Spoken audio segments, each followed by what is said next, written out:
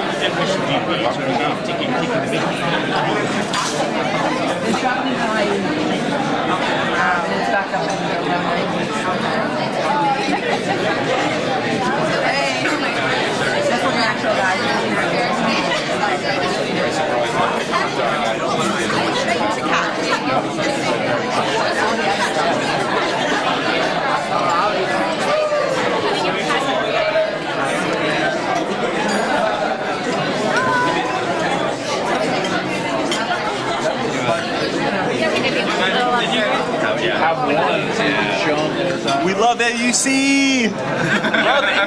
That's going to get edited out.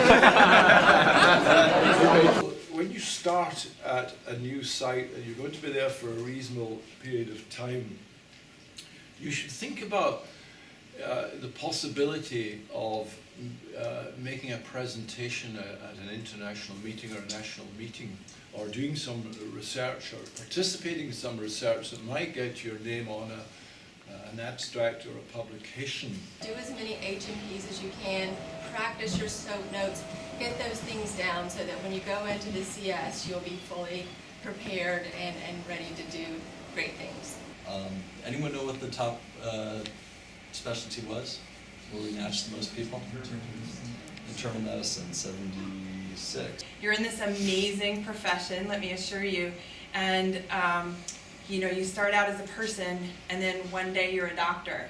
So what does a SOAP notes or SOAP stand for? It's a mnemonic for subjective, objective, assessment, and plan.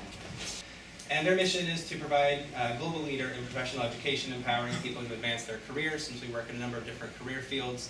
But when it translates to healthcare, we just want to help you think like a doctor. A happy baby, sitting upright, holding a toy.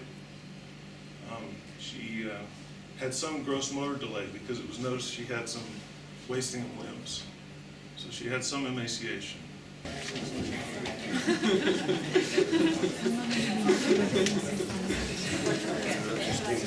And quite honestly, those growth charts, I remember filling in that red book for my kids and I didn't do it after the first year. So he had this large growth right by his left coronal suture. It was not painful, it was not itchy. So day 3 is when she started to really have some problems. So she began vomiting, and this was early in the morning, so she was given cyclizine. On abdominal examination, her abdomen was soft and it was minimally tender, and the uterus was also well contracted. So with this clinical picture, and they did a urine dipstick that was negative, the urologists weren't really convinced that this was a simple infection. I just want to double check his counts, but it sounds like an exacerbation of his asthma. Do we have any asthma protocol? Yeah. I'd like to talk to you about sickle cell and outline where it comes from and its history, genetics, some really interesting pharmacology and neurology in the middle. I'd like it to maybe help you think about other things that you will encounter and other chronic diseases you will meet. Just before we do that, just a few details about later on this afternoon. We're meeting at Priory Park. So I've deliberately picked a topic that, although you might not think it from the title, is actually relevant to, I think, every single specialty. This poster is on mapping childhood rickets in London, and rickets, as you guys know, is weakening and softening of the bones in children. So for the past about 3 months, we've incorporated ultrasound into our formal teaching on like a weekly, bi-weekly basis. So this is actually described as acoustic impedance. So What goes with TB? HIV, I heard it. So HIV is number one. High tuberculosis rate, incidence rates in this area. So this is Brent, and this is one of the highest in all of the UK. With vague constitutional symptoms and fever and of course back pain. It's a fast bacilli, but this doesn't actually confer Mycobacterium tuberculosis. You're fearful of reactivation, so that's why patients with latent TB get treated. We need new vaccines to deal with the issue. Why do we need new vaccines? We already have one.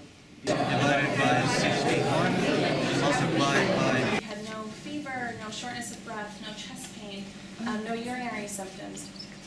At 10 a.m. when he arrived, he came in with sinus tachycardia, heart rate of 129, blood pressure of 115 over 73. Briefly discussing a case that happened here in Epsom in 1995, and then later discuss in more detail a more recent case. This is a radiograph of an individual who likely has maybe an iatrogenic. A cavitary lesion.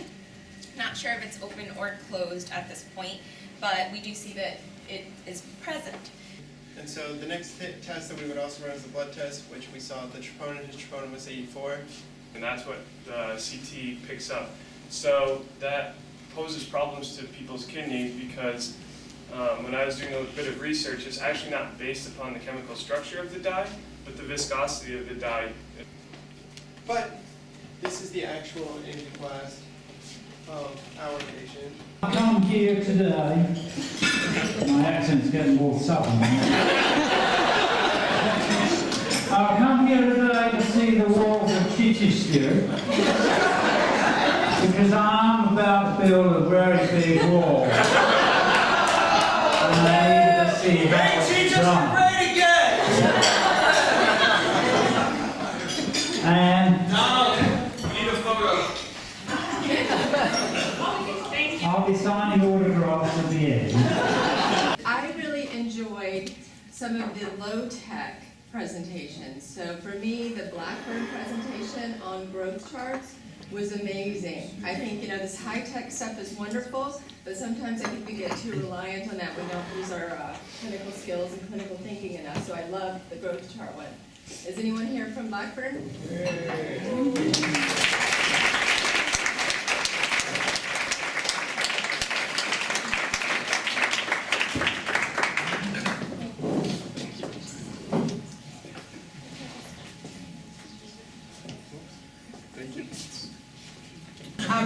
I would like to give an award for someone that I've watched, a medical student that I've watched be a fearless learner over the past 3 days. And I think that that's an amazing skill to bring with you to medical school. So David, congratulations for calming down the, people refer to as hypo, I'm not sure about the hypo part, but the mania part, for working in the Sim Center and for presenting today. You've really represented your site extremely well. So.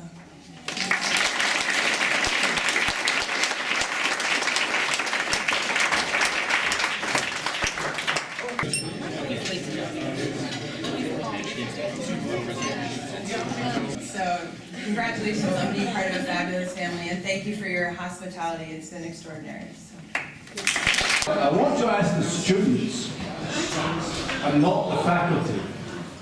Now, students, do you want me to be straight, or do you want me to be irreverent? Irreverent. Okay?